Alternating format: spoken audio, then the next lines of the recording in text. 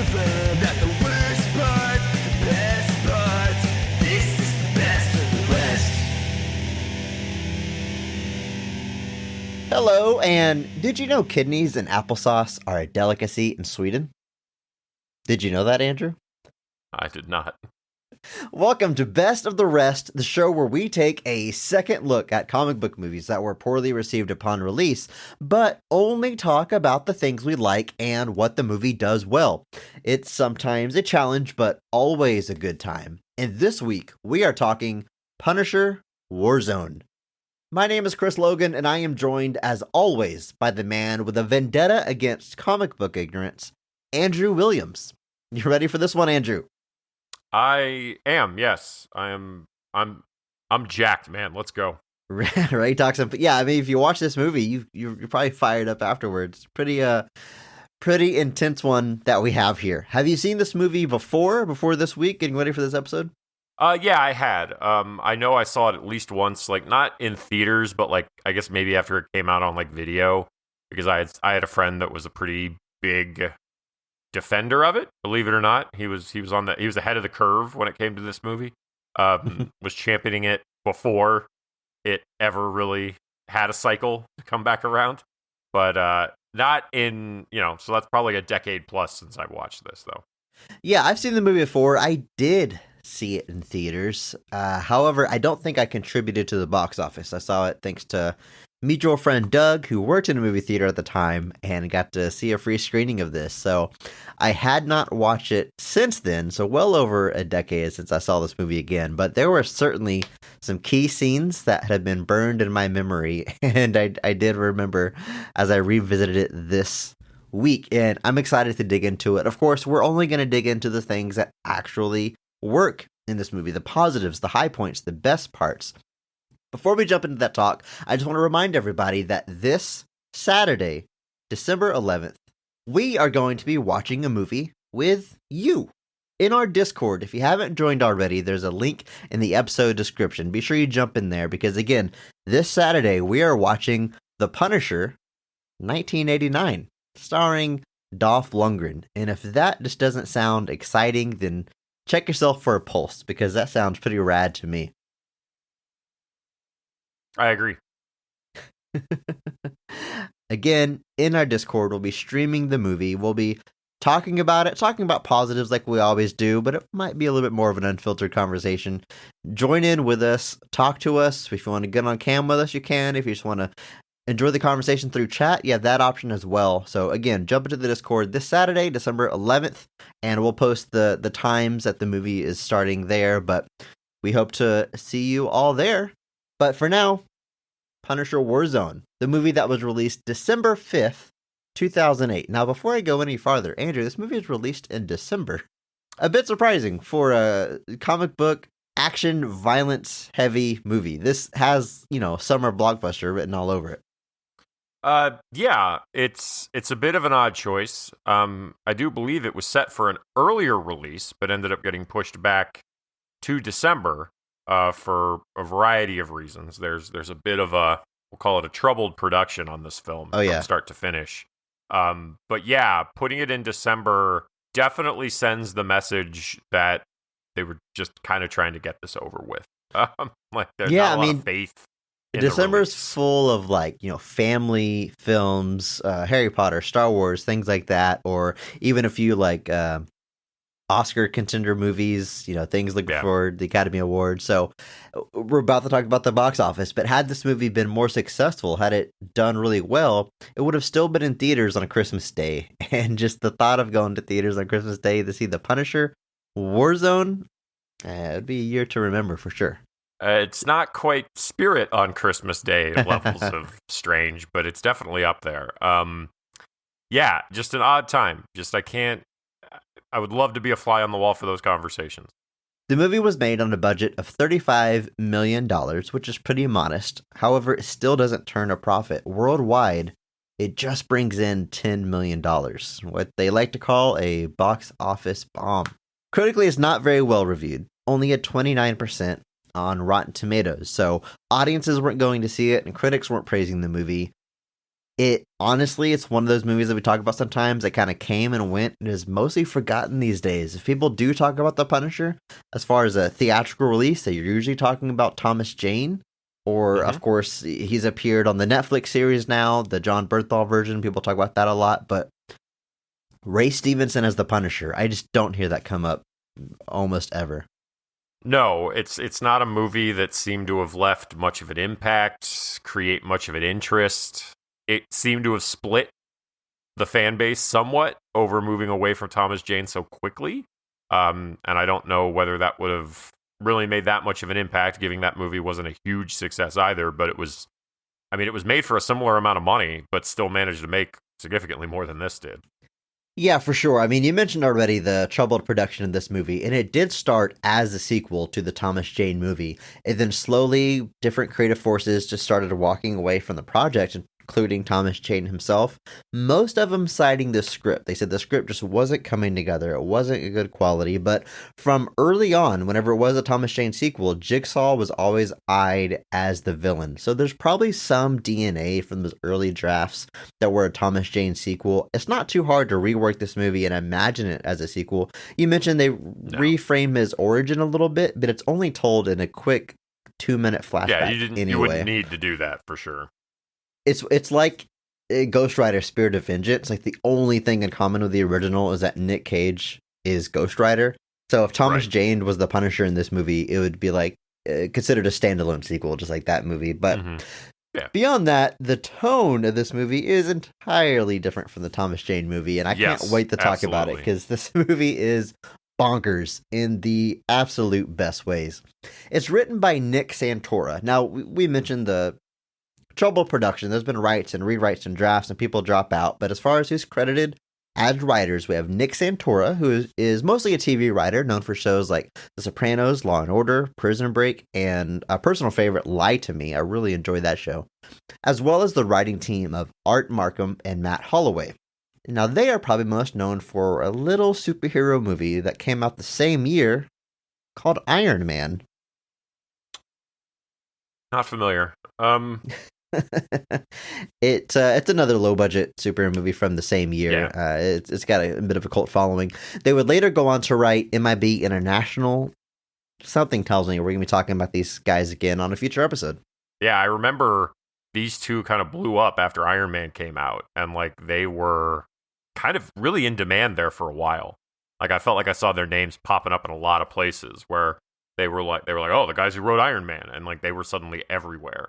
And yeah, it's a lot of collaborations. It's not a lot of, they don't get solo credit a lot of times. They're usually coming in to punch up scripts and get credit that way. Yeah, I remember they were gonna write that Teenage Mutant Ninja Turtles movie from 2014, but apparently their script was ultimately never used. But yeah, and apparently they're not done with the comic book genre yet either. They're supposedly going to be writing the upcoming Kraven the Hunter film. So still out there doing their thing. Doing their thing. And look at those credits on Nick Santora: Sopranos, Law and Order, Prison Break. I can definitely who's see who, really. Like, yeah. I mean, this movie is very much mob bosses, crime. They got the Sopranos accent, if you will, and verbiage a lot in the script here, so I can totally see that influence. Yeah, you just look at his, even the stuff that he did after this, and it's all just more like it all lines up. It's not a shock at all that he was potentially sought out to work on this. What I think will be a shock to people that maybe aren't familiar with this movie is that it was directed by Lexi Alexander. This movie has a female director, which is pretty shocking. Not that a woman can't direct this movie, but that Hollywood would choose to do that, which Hollywood has a pretty bad reputation with giving opportunities to women in the industry, especially directors. Even just looking at the superhero world, like, it has to be a super heroine to have to quote unquote justify a female director, you know, like Patty Jenkins on Wonder Woman, or Captain Marvel, I think, had a husband and wife duo director team. Mm-hmm. So the Punisher, of all characters, an R-rated Punisher adaptation, to have a woman in the director's chair is pretty incredible. It is. And it's something that really doesn't get talked about even now. Like, there's no like retrospective of people being like, wow, Punisher Warzone was like the first major superhero film directed by a woman. This was an interesting choice at the time to certainly go in Lexi Alexander's direction, but yeah, it really doesn't get mentioned enough. She was definitely known at the time for more independent releases. Green Street Hooligans got a lot of people's attention, starring Elijah Wood. She actually had one of her short films nominated for an Academy Award, Johnny Flinton. Can't say I'm familiar with those movies. However, besides being a director, she's also a world champion martial artist, which is pretty damn rad. And things start to click together when you start to look at the action and violence of this movie. A lot of TV credits to her name as well. Still no stranger to superhero world. Has directed episodes on Arrow, Supergirl, and the TV show Limitless. Yeah, has done in the last 4 or 5 years. Has definitely done a lot of television. Come in for kind of like an episode here and there. But yeah, mostly before this, known for independent things. Green Street Hooligans it's an interesting one. It's obviously about soccer hooligans, which is a big thing in places where soccer is actually a real anywhere but America. Sport. And it's got Elijah Wood, and actually a younger Charlie Hunnam is in that as well. The short film you mentioned actually shares some cast with Punisher, so there's an actor in there that she brought back for this as well. So yeah, it definitely. I can't necessarily say there's anything I look at in her filmography that I'm like, oh yeah, she should go for the Punisher. Like, I don't necessarily see anything like that. But you look back at her martial arts history, things like that, and her stunt work too. I can definitely see people being like, all right, let's give this a shot. Yeah, she was involved in stunt work for Batman and Robin, a movie we have talked about. And also played the part of Katana in the Mortal Kombat Live Tour in 1995 and 96. That's so rad. What a career. Truly, honestly. All right, you ready to jump into this, Andrew?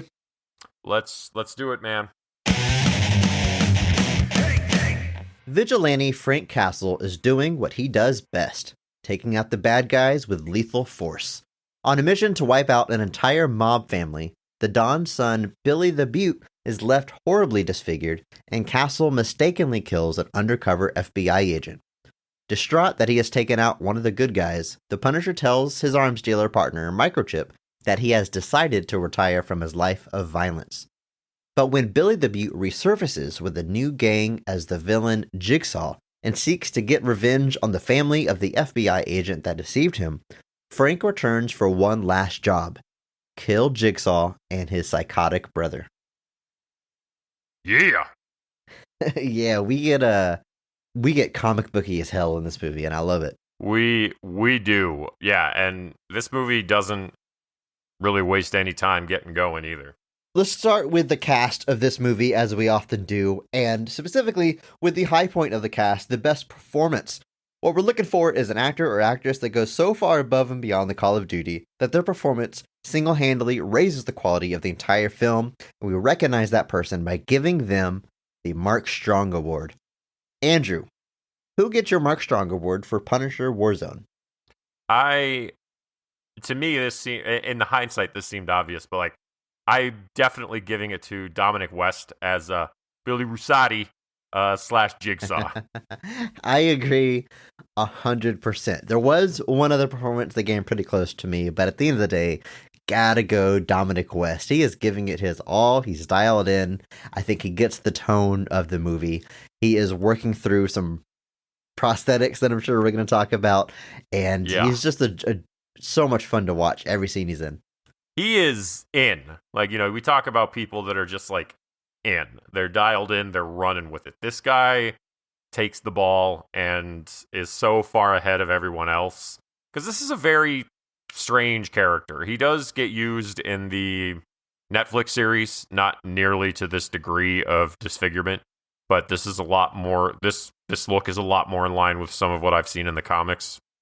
But I imagine Netflix, your budgets and your practicality have to come into play as well. But he's hamming it up.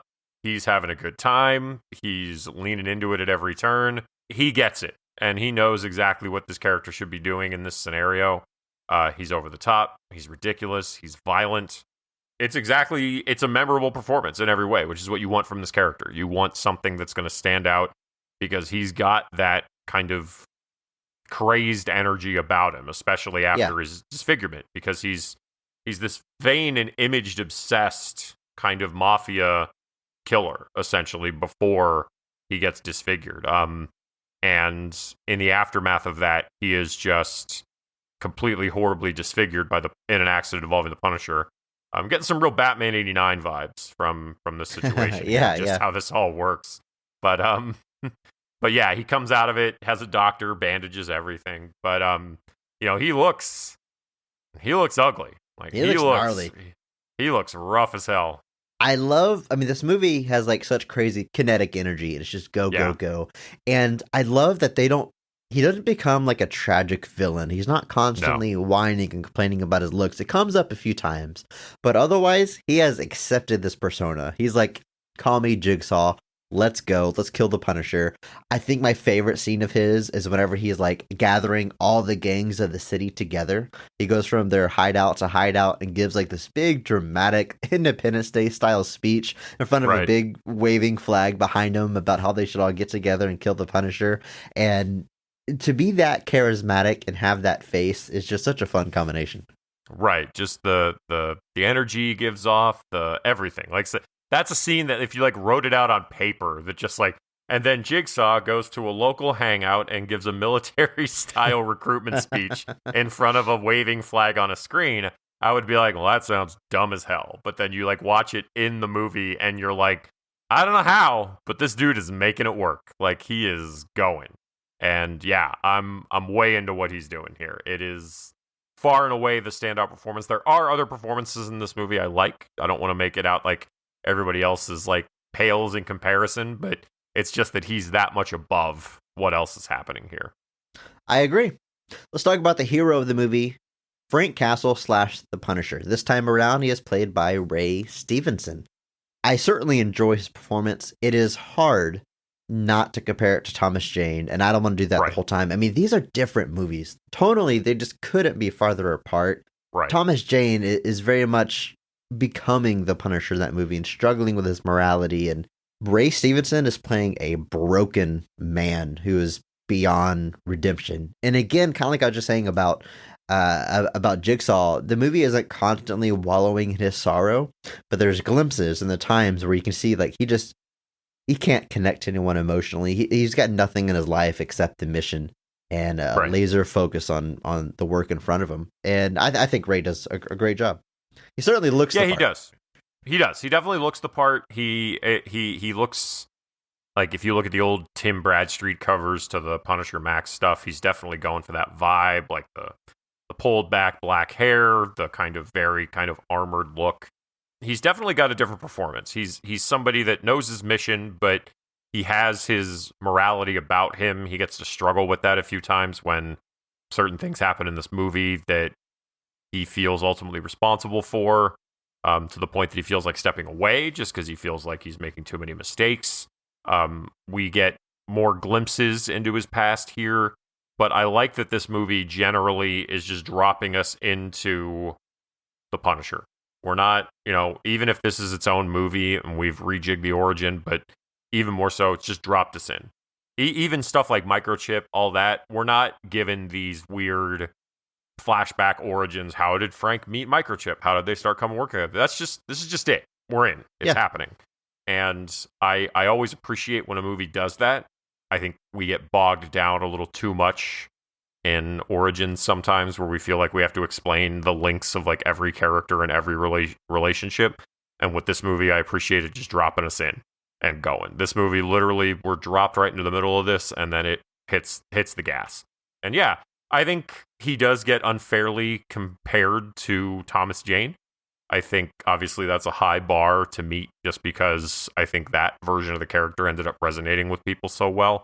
So this was always going to be a tough thing to step into, but I do think he gets unfairly overlooked. Yeah, for sure. And I love the look. I love the slicked back black hair. And as much as I enjoy like a black t-shirt with a badass logo and a trench coat, like that looks very, comic booky as hell.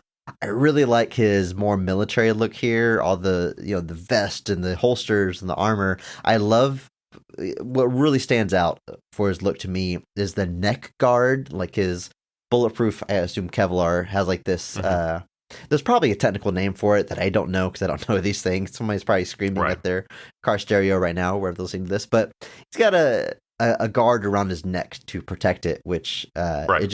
it distinguishes this look very well. I think it's pretty cool. And then like you can tell he's been at this a while because even like his logo is like really faded. Like he spray painted it on at one point years ago. You can kind of see the skull, but it's not as prominent.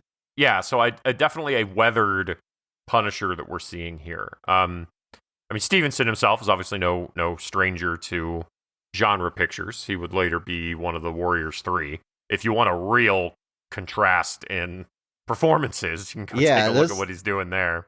I did not know that was the same person. And look at those two characters side by side. It was wild.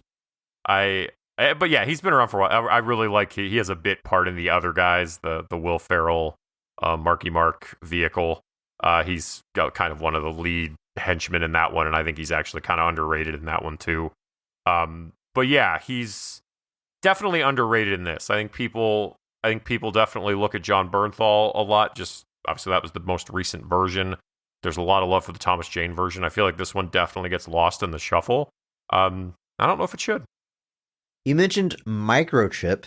That character is played by the one and only Wayne Knight. If you don't know the name, I promise you know the actor. He is, what is he most known for? Jurassic Park? That's got to be the top, right? That or Seinfeld, probably. Sure, yeah. Seinfeld. I would have gone to Seinfeld first, but he's between Seinfeld and obviously Jurassic Park. Hey, this guy thinks of Seinfeld before Jurassic Park. See, nobody cares. I also really like him on Third Rock from the Sun. He had a big recurring character on that for a long time. But yeah, he's been everywhere doing everything since like the mid 80s. Is it fair to say he's most known for playing an annoying character? Do you think that's like his typecast? Between Seinfeld and Jurassic Park, yes. You could definitely say that he's known for playing annoying characters. Third Rock from the Sun, he's more of a hapless character there. But yeah, I would definitely say that he's known for playing those most prominent ones. However, are grating is actually probably the better term. You just kind of grow to be like, I never saw you again. I'd be okay with it. Now, I'm not too familiar with the greater Punisher lore and supporting cast and characters, so we'll jump to later on how this whole movie functions as adaptation. But is this good casting for Microchip? Do you see it? I actually think yes. I think this is actually pretty good casting for Microchip, and there's not a whole lot with Microchip here. He only gets a couple. There's pretty much only like 3 scenes with Microchip. There's the scene where he comes to Frank's hideout. There's another one where they're at his mother's house, and then he's part of the big climax at the end. But, I mean, if he had had more screen time, there's a chance I could have been a Mark Strong for him. He was doing this very understated performance. Obviously, he's not annoying here, really. He's more of just Frank's kind of supplier, and that's kind of what he is in the comics. In the comics, he comes and goes, really, as far as how prominent he is in Frank's story. But I actually do really like this casting, and I really like what he's doing. He believes in Frank's mission, like he's into it. He tells him, like when Frank's walking away, he's like this isn't going to work. Like that there's stuff that you can do that nobody else can. Like he believes in the mission. He tries to help the mission, and I actually really like the performance. And I think if you're going to cast this character, I think you could certainly do a hell of a lot worse than Wayne Knight, but I don't know if you could do a whole lot better than him either. Colin Salmon plays Agent Budiansky. Now, he is the partner of the FBI agent that Frank Castle mistakenly kills in the opening action scene. So he has a personal mission to take down the Punisher until eventually their missions sort of align and they end up teaming up at the end of the movie. But most of this movie, he's got an angry scowl on his face. He's angry at the police for allowing the Punisher to continue to operate. They act like they have a task force against him, but they're really not too concerned about taking down the Punisher. So he makes it his personal mission to take Frank down. Other than this movie, I most know this actor from Resident Evil. He has a very memorable scene in that first Resident Evil movie where he gets chopped into little cubes by a laser and then slowly falls apart. And Hollywood just loved that visual after that. There's been 1,000,001 movies where someone gets cut and they look fine, and then suddenly they slide into 2 or more parts. But him getting cut up in Resident Evil is the first instance I know of where that happened. Yeah, I haven't watched Resident Evil in a long time, so that's not fresh in my brain like it is for you. But he obviously was featured as M's like deputy chief of staff in some of the latter Brosnan Bond movies. Showed up in Krypton recently, so he's been around. Obviously, still out there doing things. But yeah, in this movie, he really is. He's kind of, this character is based off a character of the same name from a Punisher story called The Widowmaker. But yeah, in this, it's very much I'm here to take the Punisher down. And then by the end of the movie, he's kind of like, man, you better get out of here before the cops show up. Like, he very much comes around to realizing that the Punisher does things that nobody else can, because there's just there are things out of your control. The big thing that is Jigsaw basically makes a deal to get immunity, which means he's going to get away with everything he's ever done. And that's when he kind of comes around to be like, oh, you're literally one of the only people that can do something about this. And so it's an arc, pretty, classic stereotypical arc. I mean, we've seen this exact same thing in pretty much Batman comics, Daredevil comics, everything, where there's always some hardened cop that's like, no, I'm going to put a stop to it. And then by the end of the story, they're like, all right. Now, if I'm allowed, my runner-up for the Mark Strong Award, highly considered, it's going to be Doug Hutchinson, who plays James Ruzzotti / Looney Bin Jim. This is Jigsaw's brother that Jigsaw breaks out of of course, Looney Bin. And talk about being all in. This dude is just as dialed in as Dominic West. Just not as much screen time as Jigsaw. I ultimately went with, Dominic West as Jigsaw for the Mark Strong Award. But I love this performance. It's ridiculous. It's over the top. He is committed. He talks very, how would you describe it? Every word, like, with a purpose. Like the thing I'll opened the show with, did you know that kidneys and applesauce is a delicacy in Sweden? And like every single syllable is enunciated, no matter what he's saying throughout the movie. And it gives off that eerie, this guy's crazy vibe that they're obviously going for. I think he's got to be most known for playing Percy in The Green Mile, where he was nominated for tons of awards. He's the guard that you hate, that is a real bastard in that movie. And I think he brings a similar dedication to this role, just kind of flipped. He's a little bit more like Sam Rockwell was in The Green Mile, to do a comparison. Yeah, I mean, he's definitely dialed in. He's having fun with it. And yeah, he's just not quite... He's obviously... The role doesn't have the prominence that Jigsaw does. Jigsaw is obviously given the main focus just because we're given his backstory, we're given his vendetta with Frank and with LBJ, as it were. He's just crazy. He's just nuts. There's really not as much to him, but he's clearly having a good time with it. And yeah, it works. They play off each other really well. There's a scene where Jigsaw is still having trouble looking at himself. So there's his brother just literally goes around this lobby and is just smashing mirrors, like drop kicking them and like back elbowing them and like just smashing his head against them so that his brother doesn't have to look at himself. Just really weird, crazy energy. And it definitely works for those characters. And I love that bit with the mirror comes back later, because later him and his brother are in police headquarters. They're in an interrogation room, and they don't draw attention to it, but the two-way mirror is cracked. It's like nearly shattered. It's got spiderweb crack in it. And then Looney Bin Jim has bloody knuckles. So clearly he just went up and punched the hell out of it. And they don't show you that. They just put the pieces there for you to put together. Much like a jigsaw puzzle. You got to wonder if that's the inspiration here. Dash Mehik plays Detective Martin Soap.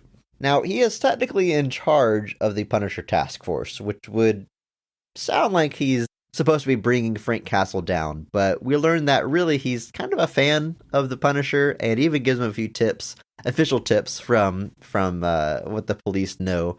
And he definitely comes across as like a a fan, a centric fan, like someone that just loves the Punisher, someone you might see at a convention. Like, whoa, buddy, you're into this.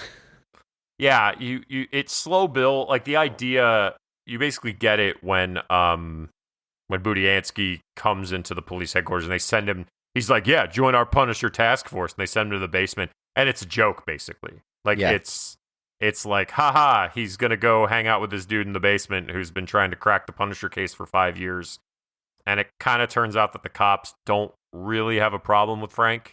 This is kind of like their twisted way of being like, hey, here's our group, they're doing their best. Oops. Like, they very much they can't publicly endorse it, but they're not doing a whole lot of work to try to stop him.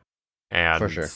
Soap is definitely somebody who comes off as like, he's sitting in this giant basement and he swears all the files in this entire basement are Punisher kills over the years. And, he's definitely trying to discourage this guy from like working too hard on it, basically. He's like, there's so much information, and like, it's kind of in line with how the character is in the comics. Talk about that a little bit more later, but he's definitely a little hapless too. Like, you see several scenes where he's like fumbling with his gun and he doesn't know how to work it. And, like, there's a scene where they're having a shootout with Jigsaw and his brother versus Budiansky and Soap, and Budiansky's like, just give me your gun. Don't even try. Just hand me your gun. Doesn't even give him a chance to try to do anything. And so you can definitely see that this guy is not the cream of the crop when it comes to the police force, but he's doing, I believe, what he thinks his part is in helping Frank get around the things that they can't handle.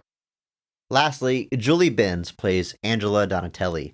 Now, she is the widowed wife of the FBI agent, again, that is killed in the opening action scene of this movie. Julie Benz, my wife was excited to see her on screen. We were watching this together. It's like friend of the show, my wife, and she knows her from Jawbreaker, so she was excited to see her show up here. Also appears in the Saw movies. I think Saw 5 she shows up. So fighting a different Jigsaw. That's true. Fun connection. Here though, most of the time, I mean, she's a freshly widowed woman. She's pretty distraught. She's got a funeral. She comes face to face with Frank, who is her husband's killer, and she is obviously quite emotional and on edge. There is one point where she's holding a gun up to Frank Castle, and you get the feeling that she knows what she's doing with the gun. I mean, Frank even talks about it. He's like, your husband trained you well. I wish she had at some point in the climax a chance to maybe use some of that skill that she clearly has. But as far as being a loving mom and distraught wife, I think she does a great job. Yeah. Just to note, Julie Benz is also probably very famously known for playing Rita Bennett in Dexter, where she plays Dexter's girlfriend / wife. That's probably, I would actually probably say that's the biggest thing she's probably known for. But yeah, she's definitely, she's put in a lot of trouble in this movie. She's definitely put in the way of a lot of the action. There's a really pretty good scene where Frank shows up to try to like make amends, and she's just not having it. And Frank kind of, very powerful scene really, where Frank is kind of like asking her to kill him, basically. He's ready to die. Like he's like, I made a mistake, I've gone too far, and he's kind of like, he like literally like points the gun right where she needs to fire it. Like he tells her basically, gives her the shot basically. Like, you can end the Punisher right now. And she opts not to for a variety of reasons, and then ultimately she ends up having some more supportive words for him in the end. But yeah, I think it's a pretty good performance. But she really is just kind of like put in the middle of everything. Really meant more as a set piece for the action around her. But I like that she's here. Presents a different kind of piece to the Punisher story, where you have this collateral damage, where something bad happened to somebody that it shouldn't have, and Frank has to live with that choice, and her being in the film is kind of a recurring reminder, and it creates an interesting moral quandary for Frank to go through.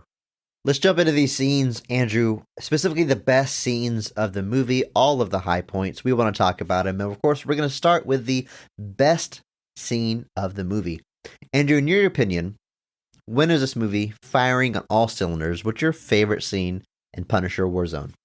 It's got to be the climax finale for me. Just the final kind of showdown where we've basically got all the pieces come together. like a jigsaw puzzle. Oh, look at that.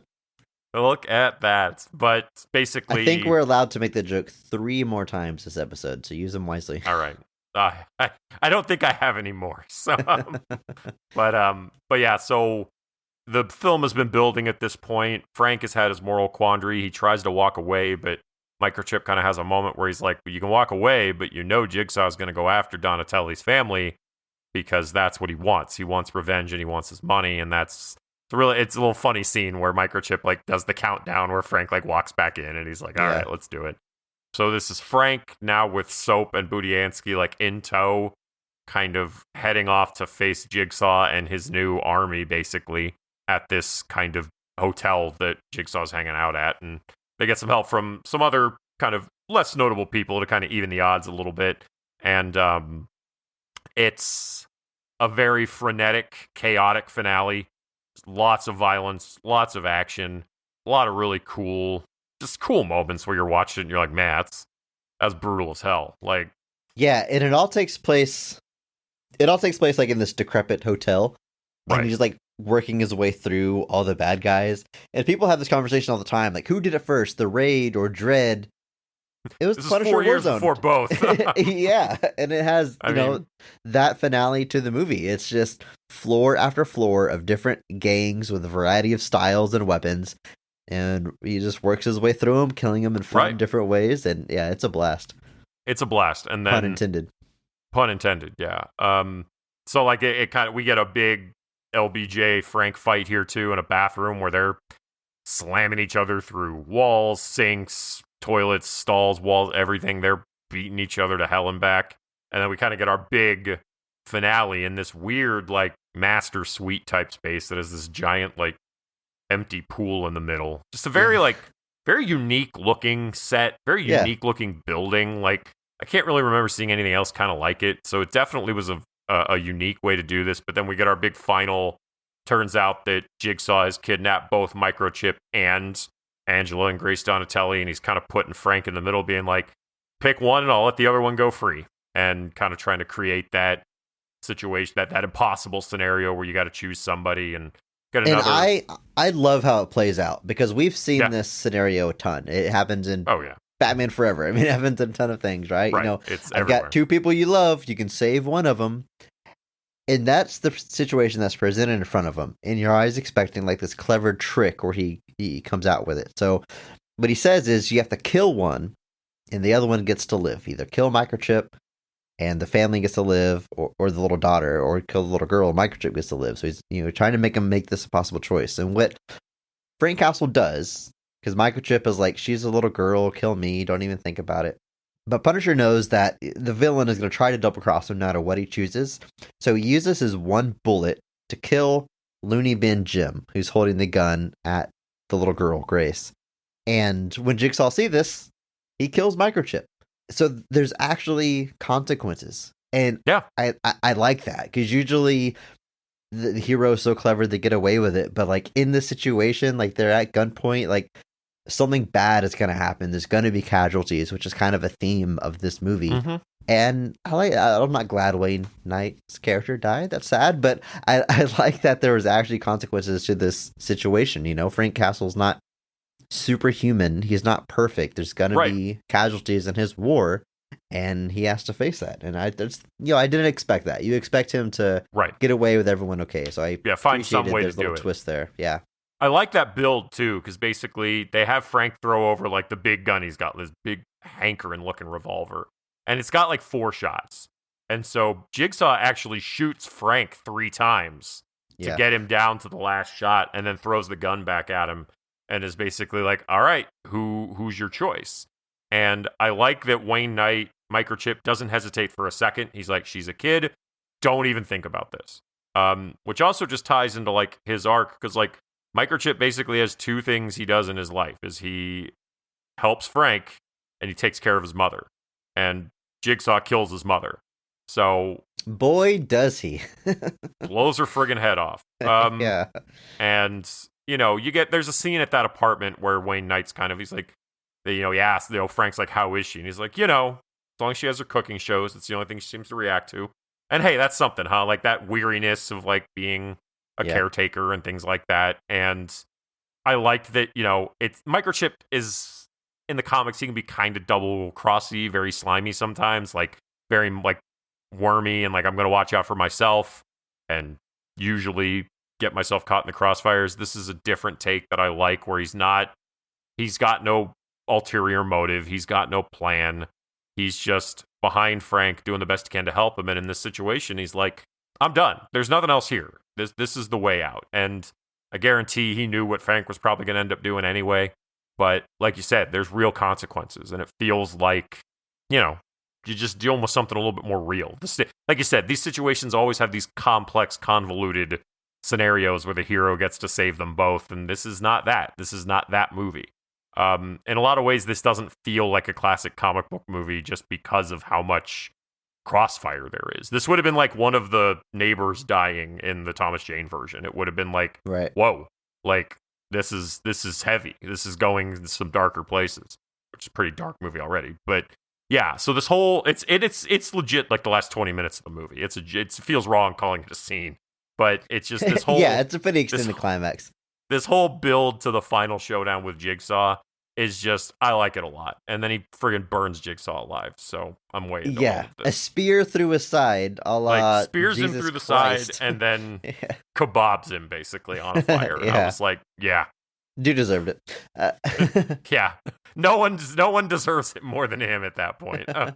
There's a lot of fun kills in that scene, like working his way through all the gang members. At one point, I love he puts a grenade inside of a paint can and kicks the can down the hallway, and it lands in front of one of the bad guys, and he sees the grenade, and he just drops his shoulders like, and then blows up. He's like, this is the end. And then there's a room full of there's like 20 guys in the room, right? And they're waiting for Frank Castle to come through the door. And the camera shows you, like, it pans through the wall, like there's 20 guys in the room on this side and just Frank Castle on the other side. What's he gonna do? And what he does is he pokes his gun through the hole of the door and he fires this, I don't know, it's like a mini rocket. I don't, there's probably a real name for this gun and what he fires, but he fires this explosive into the middle of the room and just blows up all 20 some odd people. They fly out the window. It's pretty gnarly. A fun kill, if you will. I mean, yes. I don't know if I would go as far as to say, in hashtag positivity podcast, we're going to praise the hell out of this movie and all the best parts, but I don't know if this movie has a tone problem per se, like we bring up sometimes, where it doesn't know what it wants to be. It's always kicked up to 11. It's got some very real moments, some very dark moments, but it's very quick to get right back to the super over-the-top action. I mean, this movie, it's gory as hell. It's violent as hell. People are getting blown apart. But most of the time, I'm not wincing. I'm going, holy crap, that was kind of awesome, you know? Yeah, very much so. It's so stylized, I guess is the word I'm looking for. Yeah, this movie is definitely pretty much all the stuff sans Jigsaw tends to get a little bit more realer because the characters are playing it a lot more straight. But when Jigsaw's in the scene, like, it can't help but be over the top just because that's what Dominic West is doing. That's what Doug Hutchinson is doing. Like, those scenes are just by their very nature going to be amped up, taking it to 11. Everything else can be kind of a little bit quieter, and it gives the movie a little bit of room to breathe, so we're not in that kind of frenetic energy the entire time. But yeah, that whole finale, I was just like, yeah, kill these guys. I was like, do it. Yeah, great scene, lots of fun, great way to end the movie. It's not what I wrote down as my favorite scene, but it was kind of a toss-up between two scenes, that finale or that opening, which is what I'm going to go with. Yeah. The opening scene of the movie, we are at this mob boss's house. They're sitting down to have dinner. The lights go out. A flare is lit, and it lights in the glow of the flare. You can see the Punisher's skull, and he's standing on this table, and he starts just wiping them out. The very first thing he does is decapitate somebody with a swipe of his knife. Their head flies off.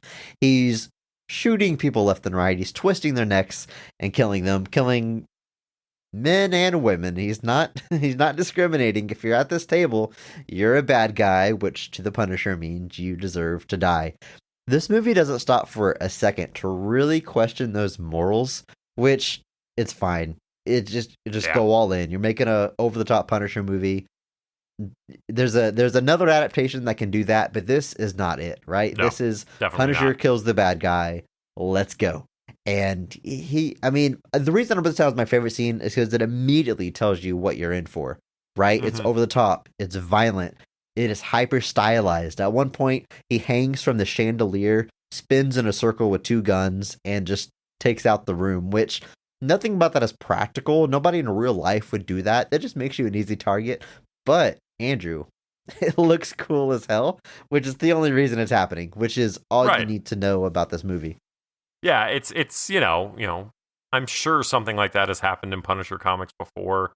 This idea of Frank like infiltrating like a crime family event and like needlessly murdering all of them has happened in plenty of Punisher comics. This is something that's really right off the page. The flair gives it a really unique visual style. Gives it a flair, if you will. You're better than that. It's very much, but yeah, it gives it a cool look. Frank, you like said, this is obviously a crime family, so he's got no second to think somebody here maybe doesn't deserve this.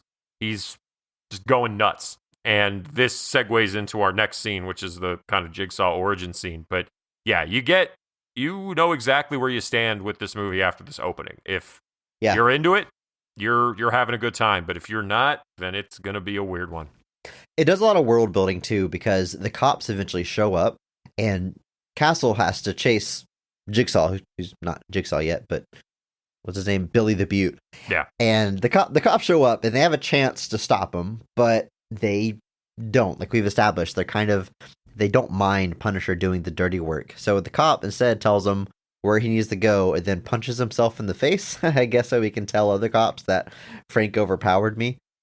And it immediately goes to the action scene continues at this like recycling plant where Billy the Butte goes to, try to get away, but doesn't make it, ends up falling into a giant vat of broken bottles. And the machine turns on and he's getting crushed and compressed in broken glass. And they don't shy away from showing you this. You see the aftermath and his face is just, he's got the crimson mask on, as they say in wrestling. He is bleeding, cut up, and pretty gross looking.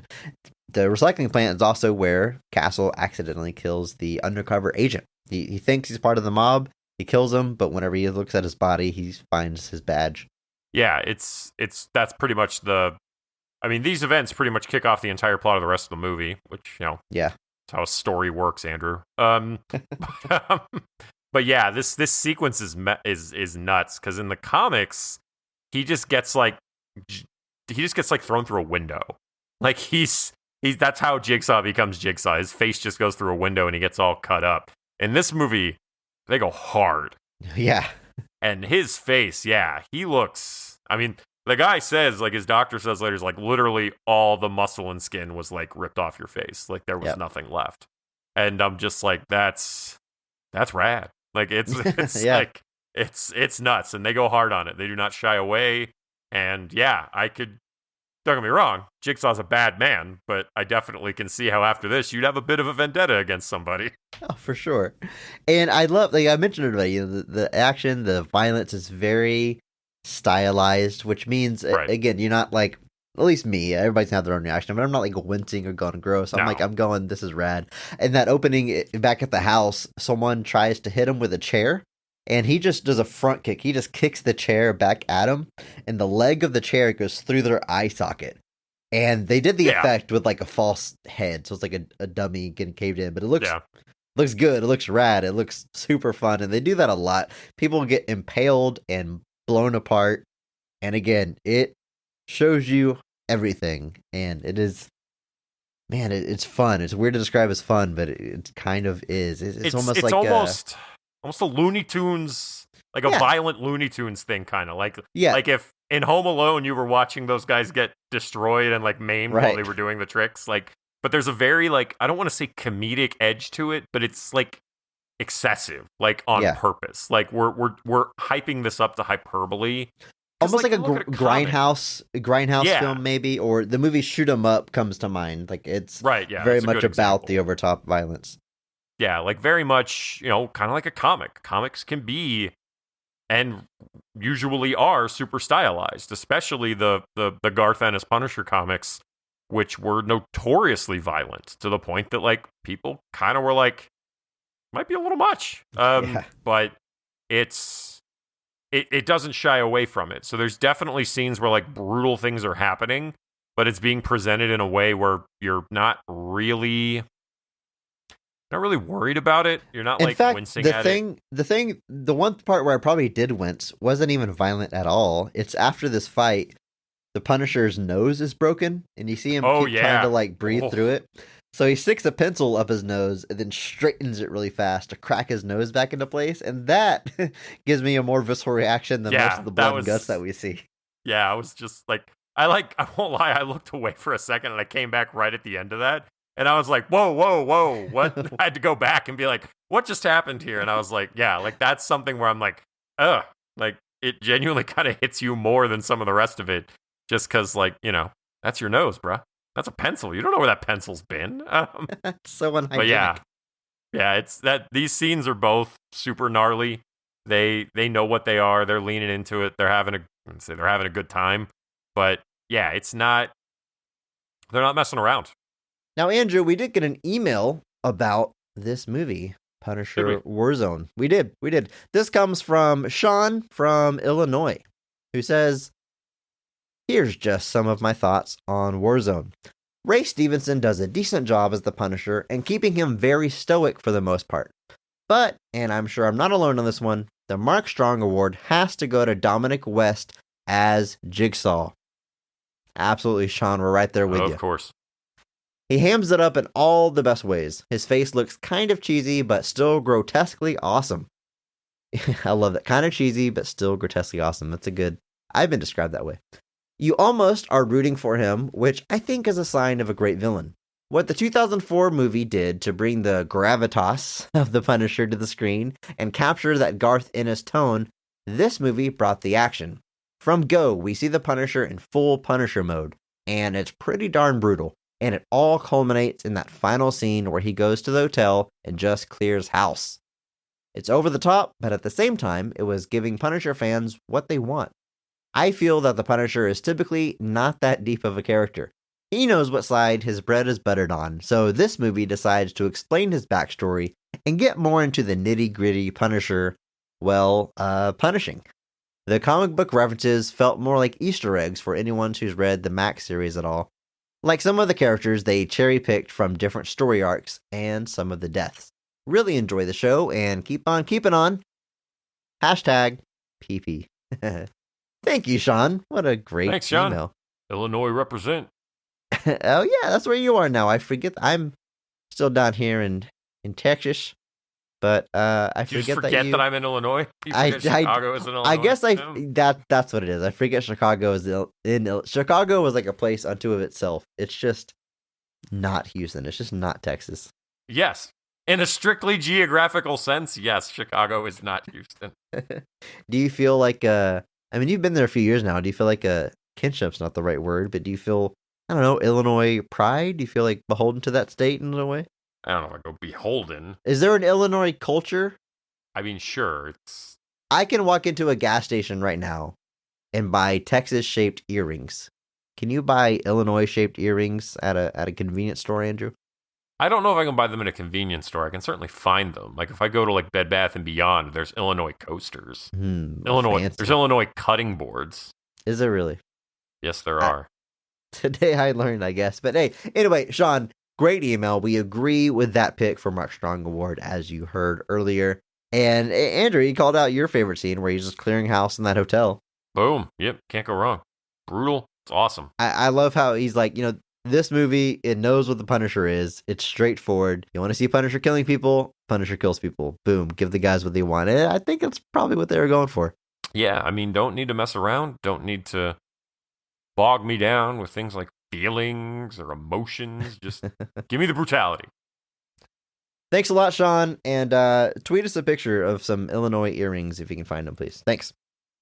So the opening credits, which first of all, again, it says Marvel Knights, just like Ghost Rider Spirit of Vengeance. I think on that episode I said I had never seen that before. Well, they did it one other time. They did it here. Marvel Knights. They were, they're telling you from that opening, if you know what Marvel Knights are, you know what kind of movie you're in for. You know it's going to be a little bit more over the top, a little more violent, a little bit more dark. And it's cool. I kind of wish that title, that, brand of superhero movie had stuck around a little bit and got to grow a little bit more popularity. But at any rate, it tells you Marvel Knight, and the opening credits are done in like comic book panels. They're actually illustrated. They look like they're right out of a comic book, which I'm totally cool with. Like, you're setting the tone, the style. And again, I feel like we hashtag Pudsey podcast, but we go back and kind of attack Hulk every now and then. And that used the style excessively throughout the entire movie, but I like that it's just limited to the opening credits. And there's some violent stuff in those panels, even though it's illustrated. There's a guy with like a machete stuck in his head and some, pretty gnarly stuff there before we jump into the action. Yeah. But what they do throughout the movie, not comic book panels, but they do, I think like the cinematography and the coloring are very much evoking a comic book. There's a lot of neon in the movie, and it doesn't come across like Joel Schumacher's Batman. It comes across, again, like the pages of a comic. Like, there'll be like, the ground is bathed in like a gold light from the street lamps, but the building in the background is all blue, like a bright blue. And then the signs are like a neon green. It gets very vivid, very stylized, again, right off the page in a way that I think really works. It's not, I agree, distracting or strange. It looks natural. It gives the movie a very unique feel and look that there's some stunning shots in this movie because of the lighting. There really are, and I think that lighting is cool because it definitely evokes different, they use different lighting in different scenes to convey different things, but those street scenes and all of that definitely go for that. It's a great palette. Gives it a unique look. Obviously, like Punisher's hideout, we're going for a very stark, kind of almost prison-like look, so the light is a lot bluer, it's dimmer, or a little bit brighter than the streets, but like it's a different palette, so we're getting a different feel. When we're out in the streets in the thick of it, we're getting this mix. We're getting those neon buildings with the gold light on the streets and all of it, and it just creates a very cool look, and I definitely think that's something people don't notice about the movie, because I've certainly never heard anybody be like, the color palette in Punisher Warzone is dope, dude. Like, no one's ever said that, but it really kind of is, and I don't think Lexi Alexander and the who was the cinematographer on this, Steve Gaynor, who shot the movie, I really don't think they get enough credit for that. I think it looks pretty unique. I love it. It's very cool, and I liked that a lot about it. There is a funeral scene in broad daylight. I was saying on a recent episode. What year is this? I always wanted to see that in a movie. Like, growing up, I was like, man, it's so unrealistic. It's always raining and overcast at funerals, which I've gotten over that. I get why they do that. We've talked about it. It's about conveying that emotion, but it's just striking. It feels, when you finally see a funeral in the daytime, they don't all have the same exact black umbrella, and you get that overhead shot that they always do of all the umbrellas. It's just middle of the day, broad daylight, and Frank Castle's at the funeral, which I was like, bold move, dude. Like, people know it's you, and they know you killed him. Pretty brave. Yeah, it was an interesting choice to just have him hang out there. Like, he could have been caught easily. Because that's an interesting thing here. We're picking up off the Thomas Jane ones a little bit. We're like, they pretty much know this is Frank Castle doing all of this. There's no confusion. There's no question over who the Punisher is. Yeah, no secret identity. There's no secret identity. There's no misinformation. There's no mystery. But yeah, he just shows up. He goes and visits his own family, which are conveniently in the same cemetery. Sure. But and that's one of the few moments where Ray Stevenson isn't just the cold-blooded killer. He goes over to the a little bit headstone. of emotion there.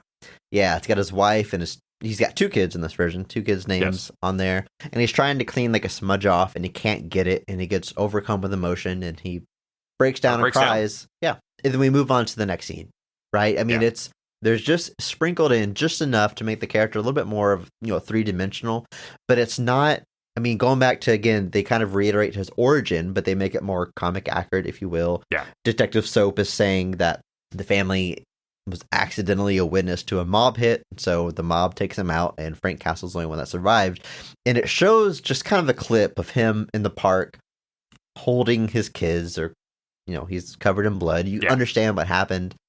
And then we get over it and we move on. And I'm glad. Like, it's important that we understand what happened, understand his motivation, but like, We don't need to stay there.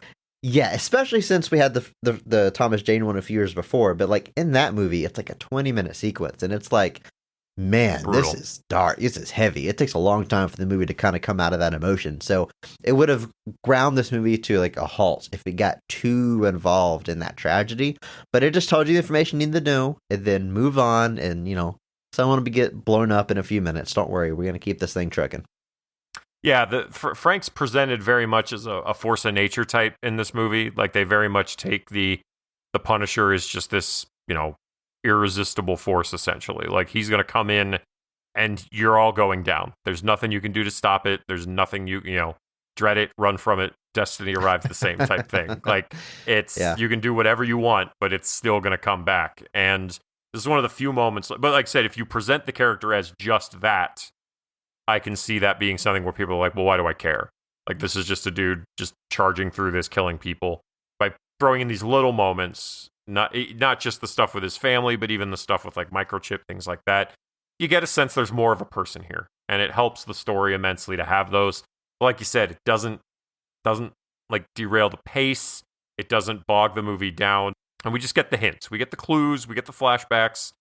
But we don't need anything else. It's very much, I appreciate that was the approach they took. Like you said, this one's a little bit more comic accurate with like, where they were pretty much right off the page, the story that we're going with here. The two kids instead of the one, seeing the mob hit, stuff like that. But yeah, I don't need to see that again. I don't need to stay there. The Punisher is very much a character where I'm like, we're kind of here to watch this dude plow through mob families and crime and all sorts of stuff like that. We're not here to get the feels too much. Yeah, you don't want enough, but we don't need to stay there. We don't need to linger. All right, we've talked about Jigsaw quite a bit, but let's dig into the look of this character, because it is over the top. I mean, if you were flipping channels, which nobody does anymore, but I was gonna say, who does that, Chris? What year is it? If you're flipping through the old cable, and you came up on a scene of this, like the scene of, I'm thinking late in the movie, like it's Jigsaw in like his white jacket walking down the street with his brother, you would be like, what is this zombie movie? Who's this zombie that's walking? He looks dead. Like, his face is very dramatically sewn together. His left eye in particular is pretty gross looking. The skin is like pulled real tight on either side of his eyeball. Like, it's pretty gross, but he looks like a dead guy. He looks like a zombie. It looks like a zombie rom-com all of a sudden. And yeah, I mean, I like it. It's over the top. It matches the tone of the movie. Man, they went for it. They did. It's interesting to me too that Freddie Prinze Jr. apparently auditioned for the role of Jigsaw. I thought that and I think Lexi Alexander really liked him, and Lionsgate was the one that was like, Lionsgate no. Lionsgate apparently put the stop to that, and I'm like, man, that would have been something. Like, to see, because and Patty Considine was another one where they looked at him too, but they all ultimately went with Dominic West. But Freddie Prinze Jr., another very highly accomplished martial artist. Yes, and former writer for professional wrestling. I feel like he's only known for like those rom-coms, but I feel like there's so much more to Freddie Prinze Jr. that the world just hasn't got to see. Liz and I just watched I Still Know What You Did Last Summer last night. So getting Scream 3, I Still Know What You Did Last Summer. What are y'all doing over there? We're watching movies that fit into a very specific time feeling criteria for Liz, and they work. That's fair enough. To be fair, we watched all the Screams at this point, but I refuse to watch I Know What You Did Last Summer 3. What is that one? I'll always know what you did last summer. I'll always know what you did last summer. Oh, amazing. But no, like they should do a reboot. It's like, I just remembered what you did last summer. They're doing a new show of it on Amazon Prime. It's just called I Know What You Did Last Summer, and I'm like, man, you had so many options here, and you just went with the lazy one. I Know What You Did, but 10 summers ago. I don't think it's a sequel, but I think it's just whatever. But no, like the idea of Freddie Prinze Jr. doing this role, like I can't even pretend that wouldn't have been like awesome to see.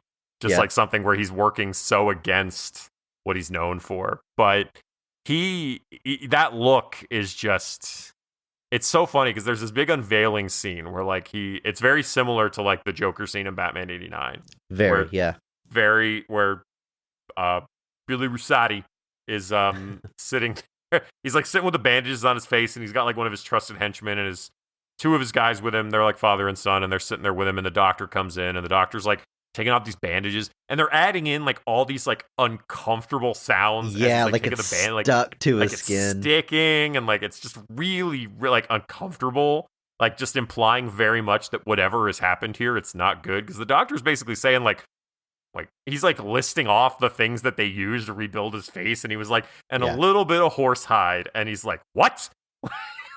Just ridiculous, weird things.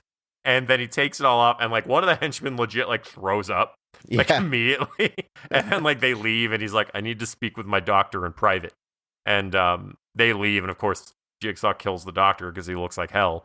But like it's gnarly. I can't imagine that was fun to apply or fun to have to work in, but like the fact that he, let alone being the Mark Strong, but the fact that he gave off like an interesting performance at all through all of that prosthetic is an accomplishment. But the fact that he's so good is actually like almost like Herculean. He's like, I feel like he gets more charismatic when he becomes Jigsaw. Like he's fine as Billy the Beaut, but he's kind of like a generic mob guy.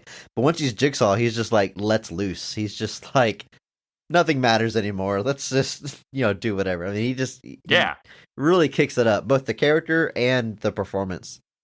Absolutely, he very much does, and it's wild. He's, like I said, he's having a blast with this. But that look, like, it's all practical, no CGI here. But like I said, if you do look up what the Netflix Jigsaw looks like, it's like I did do that. Superficial scars, like it's I did. I haven't watched it. The only John Bernthal Punisher I've seen was some Daredevil season 2. I haven't watched his solo show. I've heard it's good, but I just haven't watched it. But I did look up some images of him, and it's much more subtle. It's just a few scars, which that's another way to play the character, where like the scars aren't that bad, but to them, because they're so vain, they feel hideously disfigured, kind of like Doom from the first Fantastic Four movie. So I get that take on it, which I assume is what they're going for, but this one, no subtlety. Well, because this is very much like I vividly have like Howard Chaykin drawings of Jigsaw in my head. And this is what he looks like. He looks like Dominic West does. This dude is like they've got the patchwork. They've got like their sections where like it's kind of like raw muscle. It's not really skin. So it's like his forehead, it's so gross and uncomfortable. And like there's scenes where like him and his brother are like forehead to forehead. I was like, ew, that's a good way to get like hepatitis. But like it's so gnarly and like props, because like you certainly didn't have to go that friggin' hard on it, but they did, and it's definitely one of the more memorable things in this film, just how hideous that dude looks. This movie, it doesn't know subtlety. Subtlety is not in this movie. It's as subtle as a kick to the nuts. Like, it's not subtle at all. While they are taking off those bandages, it cuts to the outside, because they're in New York City. It cuts to Times Square, and there's a giant electronic billboard, and the ad on the billboard is a Jigsaw puzzle being put together, and then it cuts back to Jigsaw. So it's really like not just hitting the nail on the head, but like driving the nail through the wood. Yeah, it's we're not even pretending to be subtle there. Like he literally has a scene that they're right after that in the car, and they're driving to go get his brother, and he's just like, "So what are we gonna do next, Billy?" And he's like, "Nah, it's not my name anymore. Call me Jigsaw." And like just straight up, like he's going. And like you said, though, I think the movie's all the better for it. It's a charismatic villain that really does elevate this movie. Because like I imagine that if like Jigsaw's performance was toned down even a little bit, this movie just becomes dangerously close to just sliding into like a generic territory. Yeah, where it's like you're watch like the Punisher and the cops and the FBI, all that stuff's fine. But they're playing off of Jigsaw, who makes it so much more interesting. And if you remove that at all, I think it hurts the movie immensely, which is why he won the Mark Strong. But it really is like a great performance. Like, and it's not just like great for this movie. Like, it's not like something where I'm like trying to scale it and say like, yeah, he makes this movie better. But like, genuinely, I don't know how people don't talk about this more, because he's really way into it. The first thing, friend of the show, my wife said whenever she saw his face, is that he looks like the spell book from Hocus Pocus, which I had to Google it. It's been first as I've seen the movie, but it's very much like a patchwork sewn together book. And I was like, oh, okay, yeah, it's like Book of the Dead from Evil Dead. Like that is what he looks like. Just he does. He leather looks, sewn together. Or of course, Leatherface is a very obvious comparison. Like dead skin sewn together. But I did not expect a Hocus Pocus reference in our show today, but it is well, not when y'all will hear this, but when it's being recorded, it is the right season. But hey, you're ruining the mystery of our show, Andrew. This Saturday, we're watching The Punisher. This Saturday. Yeah, I'm sorry, I'm not protecting the business. Sorry, I'm exposing the business. Sorry, but yeah, his look is so gross, but it all works for the character. Like, and they don't really play up kind of how vain he is, because you really don't get a lot of the character before he becomes Jigsaw. But that's Jigsaw's thing, is when he's not Jigsaw, he's Billy the Beaut. He's this beautiful man that's super vain about his appearance. And when it gets like messed up and ruined, it shatters his image of himself and he kind of goes nuts. But in this one, you just kind of get a few scenes of him like checking himself. Like the big scene where you're introduced to him, he's like checking himself in a car mirror, and like his girlfriend or whatever comes up and like touches his hair, and he like snaps and like grabs her by her throat, slams her against the car. And he's like, I don't help you with your makeup. And then they like walk into the building. So yeah, like Uncle Jesse from Full House. Yeah, like just notorious for choking women for touching his hair. For choking women and checking his hair. But yeah, so you don't get a whole lot of that, but they do really like lean into it afterwards, and you do get the vibe of it. Does make for that. Like I said, I'm watching that scene where his brother is breaking all the mirrors, and then like right as I think we're done, it just shows him drop kicking another one, and I was like, God dang. Oh man, so there's every bad guy, even if they don't get a name, if the different gangs, they all have something unique, and they all got their own gimmick. Pretty early on, we're introduced to a gang of three guys that hang out together that meet up with Billy the Beaut, who you could say they get to Billy's headquarters in the most creative way possible, a la parkour. And he sends them off on a mission, and then we don't see him again for a while.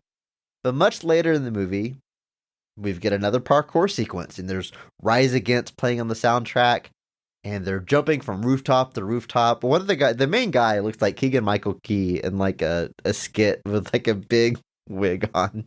Yeah. I couldn't get that out of my head, but he jumps from one rooftop to the other, does a cool flip and lands, and when the second guy jumps, a rocket flies in from off screen. Oh, yeah. And blows him up midair, just out of nowhere. We don't see the Punisher. We don't know he's taking aim. Again, Rise Against, the very modern soundtrack is playing. Like, this is a good time, and just blows this guy up. Like, it is obviously put there for laughs. Like, it just so in tune, like, with this over the top nature of this story. And that is when I said, I saw this movie over 10 years ago and some stuff were burned in my brain. That is definitely one scene that I will never forget, because it is so funny. It's so good. He goes to interrogate the parkour guy that he didn't blow up. He shoots his kneecaps out. Pretty brutal. The guy's laying there and he's like, don't kill me, please. And he's like, I need to know where to find Jigsaw. And he tells him, and the Punisher puts his guns away in his holster. And this is literally in my notes. I put, parkour rocket is so awesome. The next note says, spared parkour guy's life. And then the next note says, oh, never mind. Because the next scene is Agent Budiansky and Detective Soap pulling up in a car in the alley. And this parkour guy's body just falls onto a wrought iron fence. Spikes go through his chest and his neck breaks.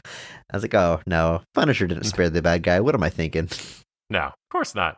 And then, the Punisher just, like, walks into a building, and these detectives that have been looking for him are like, that's our guy. Yep. The use of the parkour guys. I feel like there was a lot of movies around this time where, like, they were just throwing in parkour characters, like, because Casino it was Royale. in vogue at the time. Yeah, just, like, and I just always think of that scene from The Office anytime I see it. And Parkour. I just want to dub over it with Michael's dialogue. Just like, parkour. Parkour. Yeah. There's another scene I really like where they are at Angela's house, and she's got her daughter Grace there, and Jigsaw and his gang gets there. They're holding her hostage. They know the Punisher's on the way, and they want to know where the money is, because again, her FBI agent husband was actually undercover, and he had some of Jigsaw's money. And they're like, where is it? Where is it? She's like, I don't know. And they hold a gun to her head. She's like, he has a safe. It might be in there.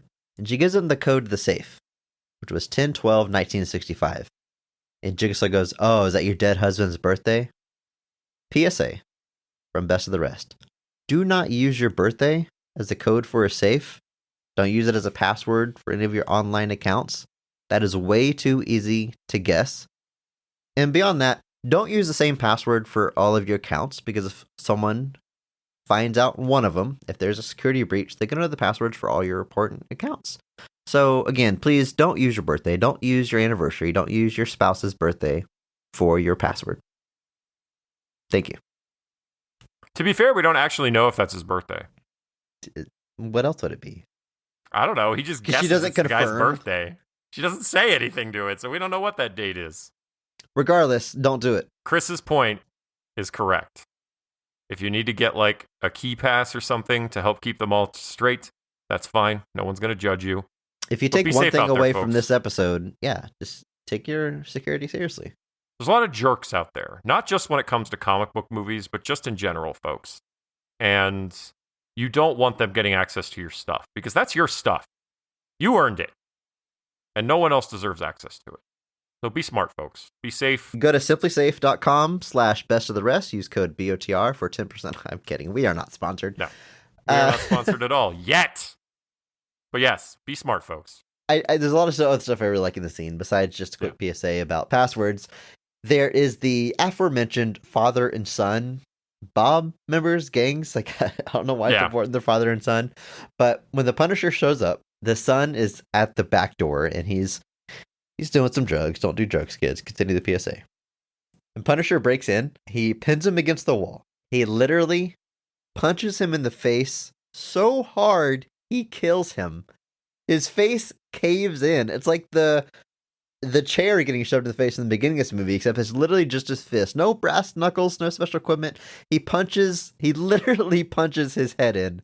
And I had to rewind it and watch it again. I was like, oh my God, that was gnarly. Yeah. And then he kills his dad as well, who's sitting at a table.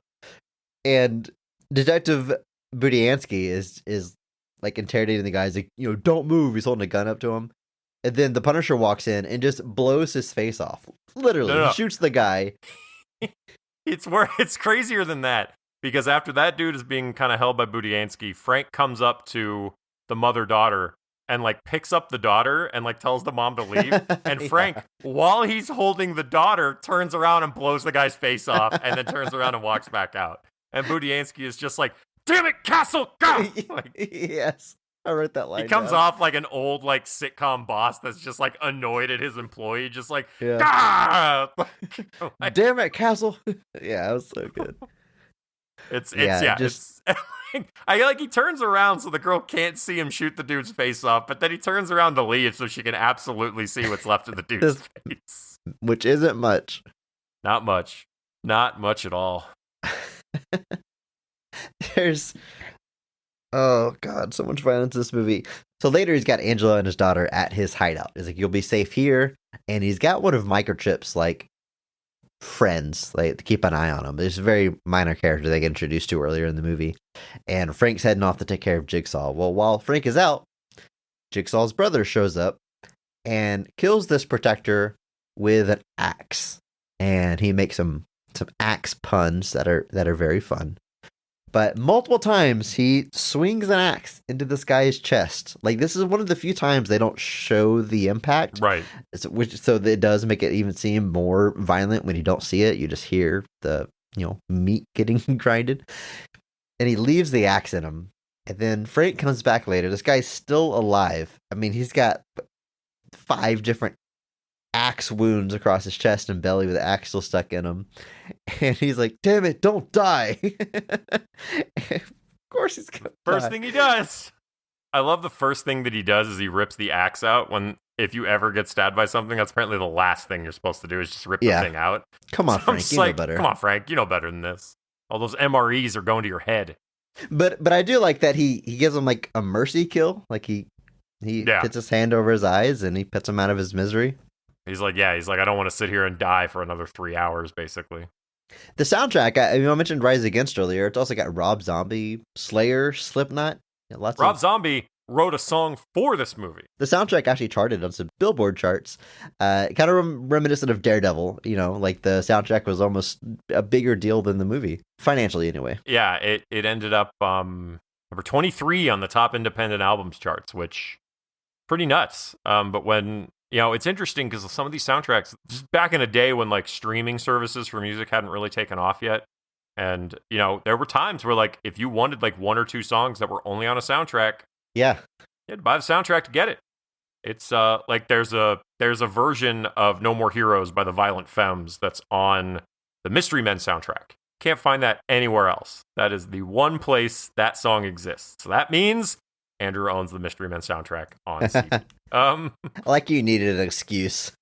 Like that way I could digitize it and add it to my iTunes library so it can live forever. I do like the characterization of Punisher. Like we said, he doesn't get a chance to dig too deep into the character for the most part.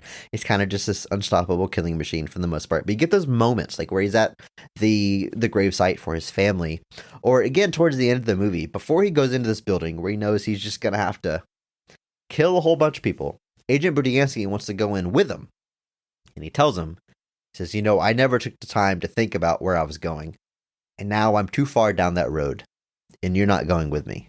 And he knocks him out and leaves him with Detective Soap, protecting him from this life. You once you start killing, there's no going back. And he really is like a shell of a man. Like there's not really much humanity left. There's this thing we talked about earlier where he tries to give a bunch of money to the family, to Angela Donatelli and her daughter, and she doesn't take the money, and she holds a gun up to him, and he just tells her, squeeze, don't pull, kill me. Like he's okay with dying. He asks for it right then and there. And then at the very end of the movie, after when he saves the family and they're kind of parting ways, Grace, the little girl, like waves bye to him, and like he kind of raises his arm and then kind of stops halfway and then just like turns and walks away. Like he doesn't know how to react to like kindness or emotion or a human connection. He is, like he says in that speech, he is too far gone. The mission is the only thing he has. It's just it's the movie doesn't take too much time to have you think about it, but it's a pretty tragic character, the Punisher. Yeah, definitely. There's a scene where he's kind of got Angela and Grace like in his lair, kind of hiding out, and he's trying to like keep them safe while basically they try to take down Jigsaw, and he has like a chest of things from his family, and there's like a snow globe in there that he's giving to Grace, and he's talking about his family. And like you said, it's some of the only moments where you kind of get some of the humanity there, but you could definitely tell that like this stuff is foreign to him now. Like it's so unusual to him to have to be like, oh, how do I do this? How do I interact with other people? Like, how do I do this in a way that's not just focused on the mission? Because Soap, Microchip, all of them, it's just about the mission. Like when Microchip shows up the first time, he's talking about posing as somebody overseas to get him some rocket launchers. Like that's what Microchip's talking to him about. It's not, what's up? How's your back? Like it's like it's nothing like that. It's just, hey, I can get you more stuff to help you. And these are some of the first times it feels like he's had to like think about it and try to interact with other people in a long time, which is like, the idea of like you killed somebody's husband and you show up with a bag full of money. It's like, that's kind of just an insensitive thing to do. Like, it's not like, but like, that's all he can think to do is like, oh, sorry, here's a bunch of money. Like, yeah, it's not going to fix anything. It's not going to make it better, but that's all he could really think to do in that moment. And it's just enough to give layers to the character without like crawling the movie to like a snail's pace. I've got to say, overall, I enjoy the movie. I'm glad it exists. It's so bonkers, so over the top, so unlike just about any other movie. I think this movie has improved with age because I saw this movie in theaters, which means in 2008, which means I saw it the same year I saw The Dark Knight and Iron Man. And at the time, superhero movies were on the rise. They kick off with X-Men, Spider-Man, and there's a lot of questionable movies throughout, which we've talked about on the show, but by and large, they're getting better right? They're proving, you got Batman Begins, Dark Knight, and getting like serious and grown up and becoming like real movies. And that's kind of what my focus was on in 2008, like the next great comic book movie. And this is like almost like a lateral move from that. It's not trying to improve the formula, get better. It's like, what if we adapted it this way? What if we did the Punisher with over the top, unrealistic violence, comic book feel and look? It's just so different. And it's not where my head was in 2008. It's not where I think any superhero movie audience goer's head was. And that's not to say like this is like a forgotten masterpiece and deserves to be re-examined. I get why it's a 29% on Rotten Tomatoes, but I could find so much more enjoyment from it now, knowing that this movie will never get made again, most likely. It is different from everything we've seen, the MCU that sprang after it. I mean, it's just very unique in that way. And Andrew, I've got to ask again, like I said earlier, I haven't read a ton of like Punisher solo stuff. I see him pop up in Daredevil comics I read or whatever, but I'm not too familiar with Punisher lore and his surrounding character. How does a movie like this, with this take on the over-the-top violence and pausing briefly for emotional things and then moving on, is this kind of in line with Punisher comics? It is and it isn't. Like, there's a lot of this is very similar to the Thomas Jane Punisher. Like, the Thomas Jane Punisher was kind of pulling from three very specific kind of Garth Ennis stories. This one is pulling more thematically from things. Like, obviously, we've shifted around Jigsaw's origin because Jigsaw's original origin actually ties him to Frank's origin. So we play that a little bit differently here, but we're getting to the same goal. We're still having a more personal vendetta between them. Microchip, Soap, those are all characters from the comics. Soap is from the Garth Ennis run. It's a bit more of a comedic, tragic character over there. He's very hapless. So obviously, if the story had continued, I could very much see them taking Soap in the kind of direction that he kind of lands in. So I feel like this is an interesting scenario where they're streamlining a bunch of things. Kind of like we're looking, talk about Batman Forever, streamlining all the Robins into one character. I feel like we're looking at something similar here. We're taking some more long-standing things of the Punisher lore, Microchip, Soap, Jigsaw, trying to bring them all together, because the first movie, or Thomas Jane's movie, rather, not the first movie, we'll be watching that this weekend, folks. This Saturday. It's the Thomas Jane movie brings in an original villain. We're using some other pieces from some established lore, but that was the biggest thing of that movie, is Howard Saint is an original character to that film, much like LBJ is here, but our main figure, Jigsaw, is probably one of the most iconic Punisher villains. So bringing him in, giving him his origin, giving him his look, going hard on that. Those are straight off the page. I think the people definitely went back through and were trying to be respectful. Ray Stevenson, I think, said he read the entire Punisher Max run of the Punisher in preparation for this. Which I think they were specifically trying to emulate is the Max Punisher. The Punisher Max. That's the notable Garth Ennis run on the comic that happened, where the Punisher's kind of modern resurgence comes from, where they kind of split the Punisher off and put him in his own universe, where he was kind of aging in real time, and like it very much became like a Judge Dredd kind of thing, because that's one of the other things that Garth Ennis is known for writing. But a very dark sense of humor, real-time aging of the character, very few superpowered things, really just Punisher versus crime families. I do remember, I thought this was funny, when this movie was coming out, Marvel put out a Punisher Warzone series written by Garth Ennis and drawn by Steve Dillon, who did a lot of that Punisher stuff. They also notably did Preacher way before this. What I thought was funny, though, is that Punisher Warzone miniseries is like the climatic finale to their entire run on the Punisher, and not at all accessible for a new reader who was trying to check out the Punisher for the first time. It deals with them bringing back this character that was in their run before, Ma Nucci, and she was presumed dead after she got eaten by a polar bear. Turns out she just lost her arms and legs, like you do. So like all of this is just flying right over my head. I was like, I have no frame of reference for any of this. I've got no clue. I eventually went back and like read the rest of the run and was able to kind of finally understand. But yeah, it was so weird to like jump into that. But like that was the book. Like every time a movie like is coming out at the time in any way, there was always like a comic that felt like it was launched for like a tie into the movie. Like anytime an Avengers movie or a Spider-Man movie was coming out, there was always like a new #1 on the stands. So that when if somebody came into the shop, they could be like, there's issue 1. And now Punisher Warzone obviously didn't make a lot of impressions, but there was a Punisher Warzone #1 ready to go. And I picked it up and I was like, what is happening?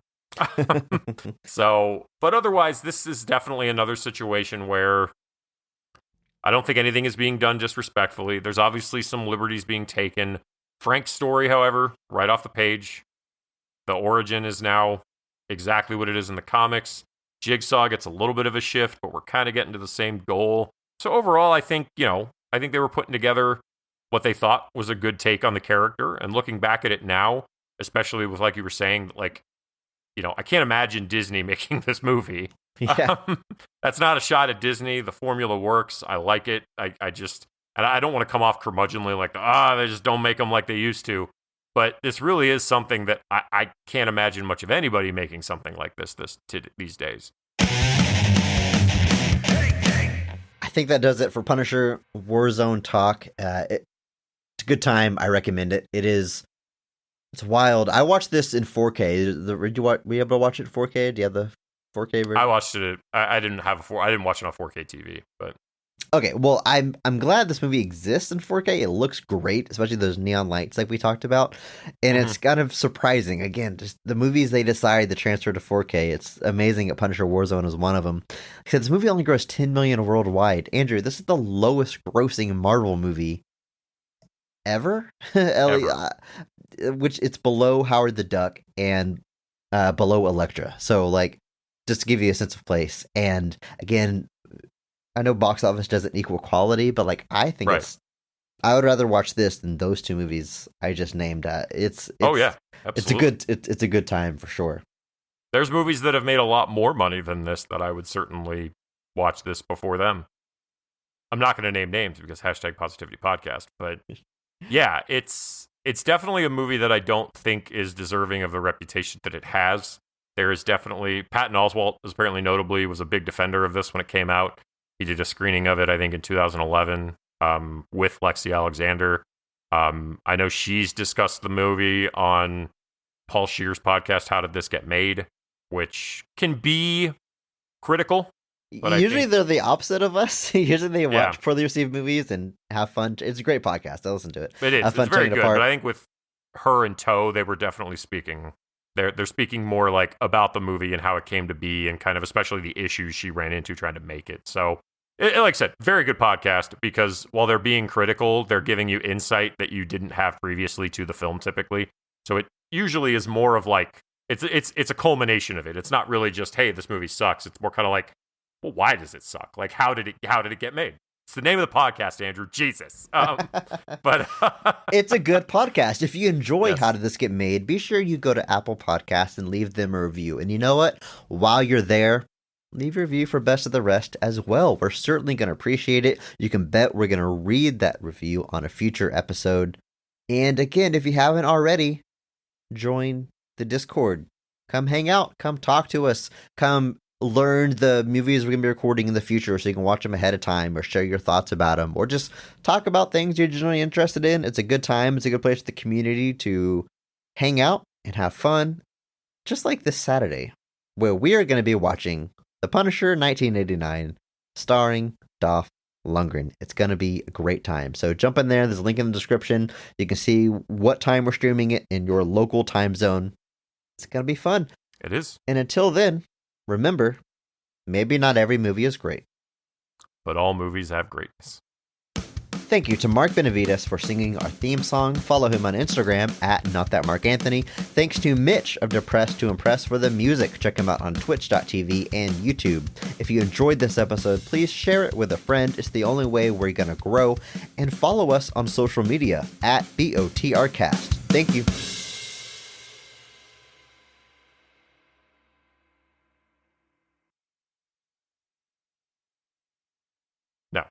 We are not sponsored at all yet. But yes, be smart, folks. Stay fit, keep sharp, make good decisions. Don't get on buses driven by ghosts.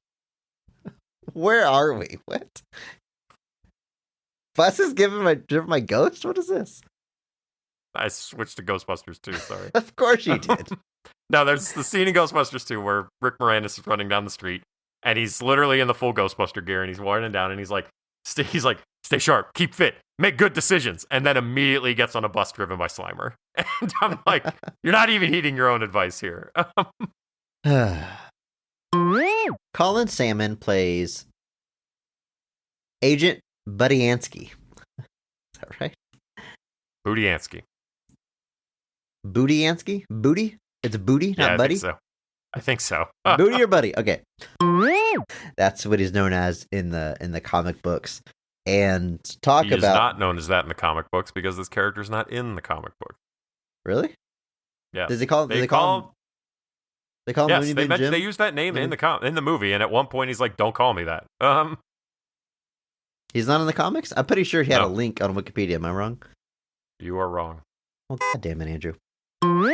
They drop it's this like glass grinding machine, like in a recycling plant that just like takes glass bottles, grinds up all the glass, and then apparently just recycles it for again, because that's how recycling works, Andrew. But I like how you're like holding yourself accountable, like you're monitoring yourself. You're better than this, Andrew. I'm better than this. So, but What else is on that Mystery Men soundtrack, Andrew? a little indie hit called All Star by Smash Mouth. Yeah, that's where it came from. Damn it. Exactly. Not Shrek. All you Shrekkies need to know your place. It's a Know Mystery your Men history. song. It's not a Shrek song. It's a Mystery Men song.